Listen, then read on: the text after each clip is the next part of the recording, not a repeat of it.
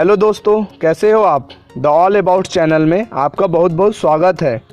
तो आज मैं आपको बताने जा रहा हूं कि कैसे आप सरकार द्वारा लाई गई जन सूचना योजना में सिर्फ एक छोटा सा फॉर्म भरकर कैसे एक फंसे हुए लोग आसानी से एक राज्य से दूसरे राज्य अपने घर जा सकते हैं, अपने परिवार वालों से बहुत ही आसानी से मिल सकते हैं।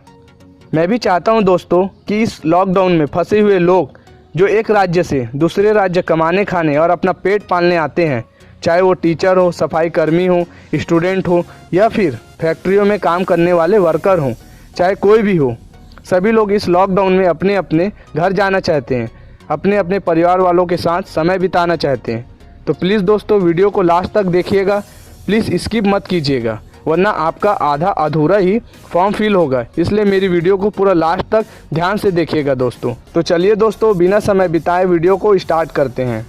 और आपको ये वीडियो पसंद आया तो दोस्तों प्लीज़ प्लीज़ प्लीज़ मेरे चैनल को सब्सक्राइब, लाइक और शेयर कर दीजिएगा और बेल आइकन को दबा दीजिएगा। तो इस फॉर्म को भरने से पहले जिन जिन को एक राज्य से दूसरे राज्य जाना हो, उन सभी का आधार कार्ड या कोई भी एड्रेस प्रूफ और आपका मोबाइल नंबर आपके पास होना चाहिए, तभी आप इस फॉर्म को आसानी से भर सकते हो।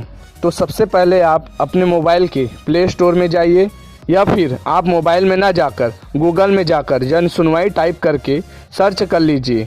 आपको वहां पर भी सरकार की जन सुनवाई वेबसाइट दिख जाएगी, वहां पर जाकर आप अपना फॉर्म भर सकते हो। तो फिलहाल मैं आपको मोबाइल पर ही जन सुनवाई का फॉर्म कैसे भरते हैं बताने जा रहा हूं, तो ध्यान से देखिएगा दोस्तों। तो सबसे पहले आप अपने मोबाइल के प्ले स्टोर में जाइए और यहाँ टाइप कीजिए जन सुनवाई ऐप यूपी और फिर सर्च कर दीजिएगा। सर्च करने के बाद आपको एक जन सुनवाई का ऐप्स दिखाई देगा, उसे अपने मोबाइल पर इंस्टॉल कर लीजिएगा।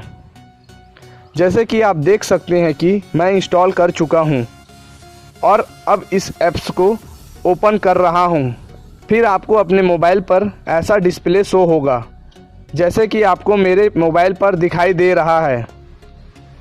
फिर आप इन चारों ऑप्शन पर अपना नाम, पिता का नाम और आपका ईमेल आईडी, मोबाइल नंबर ये सब डालकर नीचे साइन अप करके ऑप्शन पर क्लिक करके साइन अप कर लीजिए। फिर कुछ ही मिनट बाद आपके मोबाइल पर जन सुनवाई रजिस्ट्रेशन का एक OTP आ जाएगा, जैसे कि आप मेरे मोबाइल पर OTP देख सकते हैं।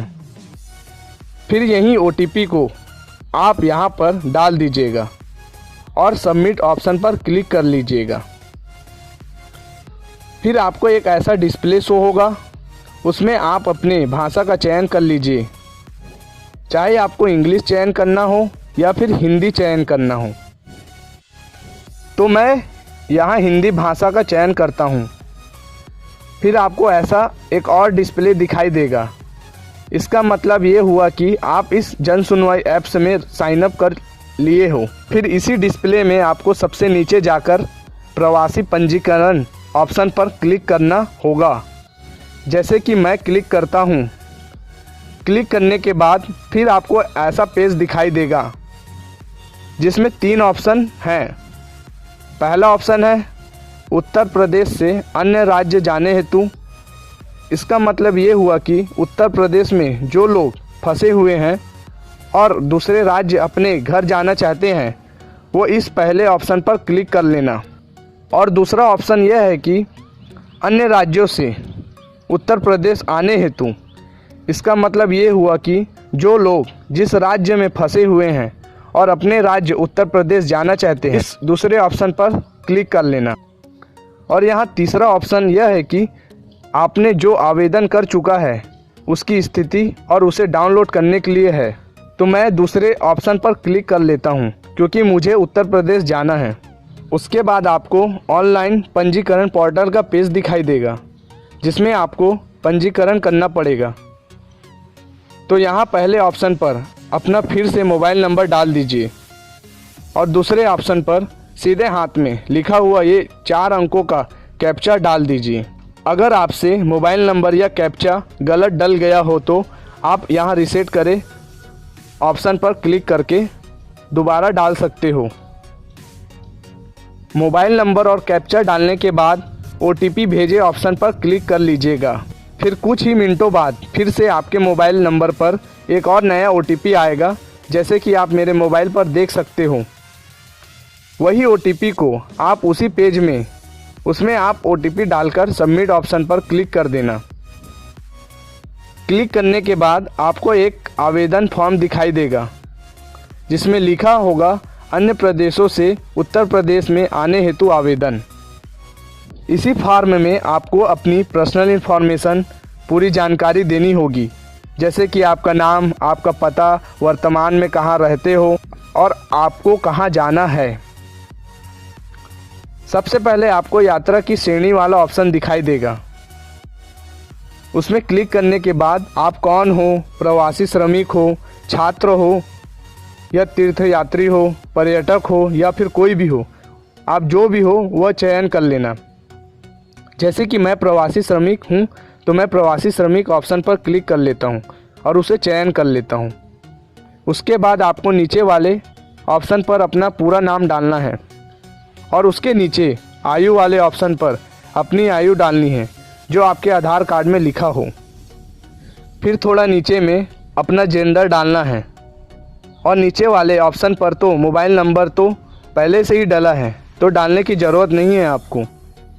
फिर थोड़े नीचे वाले ऑप्शन पर अपनी ईमेल आईडी डालनी है।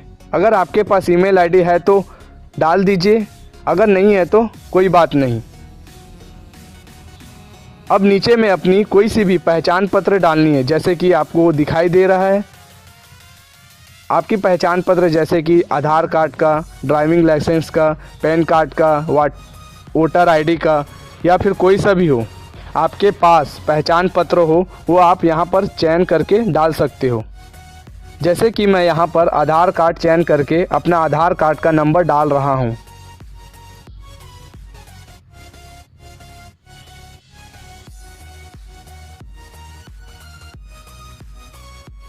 और उसके बाद जैसे कि यहाँ पर लिखा है, मैं सत्यापन के उद्देश्य से अपने आधार कार्ड नंबर का उपयोग करने की अपनी सहमति देता हूँ, तो इसे मैं ओके कर देता हूँ। उसके बाद नीचे में लिखा हुआ है कि क्या आप अपने परिवार के साथ यात्रा कर रहे हैं। अगर आपके साथ आपके परिवार वाले भी हैं और आप अपने साथ उनको भी ले जाना चाहते हैं तो इसे ओके कर दीजिए। और अगर आप अकेले हैं और अकेले जाना चाहते हैं तो इसे ओके मत कीजिएगा। फिर आपके साथ कितने व्यक्ति हैं, व्यक्ति की संख्या यहाँ डालनी पड़ेगी, जिसमें उनका नाम, उनकी आयु और उनका आपसे क्या रिलेशन है, जैसे कि माता है, पिता है, पुत्र है, पुत्री है या पत्नी है या फिर पति है, उसमें ओके कर दीजिएगा।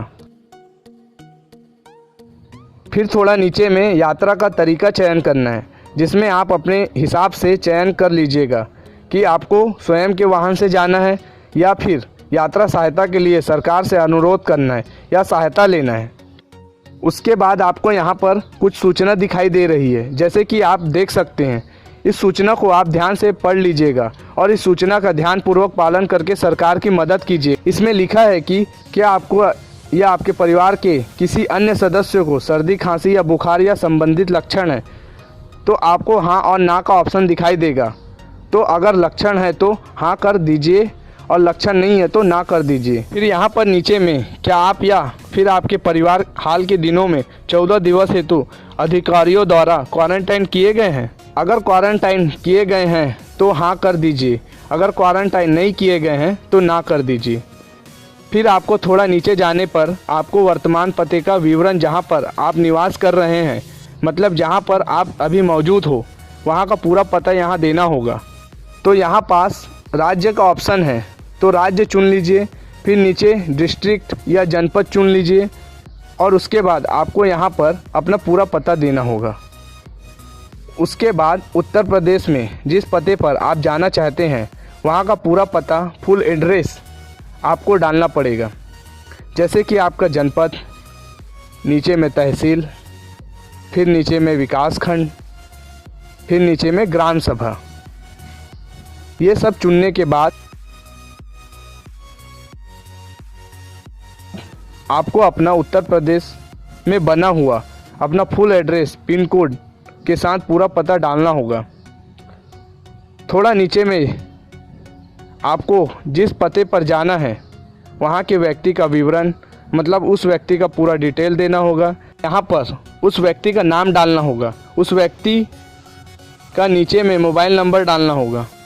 उसके बाद फिर आपको यहाँ पर कुछ सूचना दिखाई दे रही है, जैसे कि आप देख सकते हैं। इस सूचना को आप ध्यान से पढ़ लीजिएगा और इस सूचना का ध्यानपूर्वक पालन करके सरकार की मदद कीजिएगा। जैसे कि यहाँ पर लिखा है, मुझे जानकारी है कि जब मैं उत्तर प्रदेश पहुँचूँगा तो मुझे आवश्यक क्वारंटाइन में रहना पड़ सकता है। फिर नीचे लिखा है, मैंने अपने शहर जनपद के किसी कंटेनमेंट जोन में पिछले 2 माह से निवास नहीं किया है। फिर नीचे में लिखा हुआ है कि मैं घोषणा करता हूँ कि मेरे द्वारा प्रदान की जानकारी सटीक है और मेरे ज्ञान का सर्वश्रेष्ठ है। यदि मेरे द्वारा दी गई कोई जानकारी गलत पाई जाती है तो मेरे विरुद्ध महामारी अधिनियम अथवा आपदा प्रबंधन अधिनियम के अंतर्गत कार्यवाही की जा सकती है। तो प्लीज़ दोस्तों, ये सभी सूचना ध्यानपूर्वक अच्छे से पढ़कर सभी को ओके कर दीजिएगा। उसके बाद नीचे संदर्भ सुरक्षित करें ऑप्शन पर क्लिक कर दीजिएगा। बस दोस्तों, इतना ही करना है आपको। फिर आपका जन सुनवाई का फॉर्म भरा जाएगा, मतलब फिल हो जाएगा। फिर थोड़े समय बाद आपके मोबाइल पर रजिस्ट्रेशन सक्सेस का मैसेज या फिर कॉल आ जाएगा। थोड़ा ध्यान दीजिए दोस्तों, यहाँ पर लिखा हुआ है कि जन सुनवाई पोर्टल पर किए गए पंजीकरण को यात्रा की अनुमति ना समझे। सक्षम स्तर से अनुमति मिलने पर आपको सूचना उपलब्ध कराई जाएगी। बस इतना ही दोस्तों। अगर ये वीडियो आपको पसंद आया तो दोस्तों please subscribe, like and share कर दीजिएगा दोस्तों, और बेल आइकन को दबा दीजिएगा दोस्तों। इस वीडियो को इतना फैला दीजिए दोस्तों ताकि ज़रूरतमंदों को अपने अपने राज्य और अपने परिवार वालों से मिलने की अनुमति मिल सके। हैप्पी जर्नी दोस्तों, गुड बाय, धन्यवाद।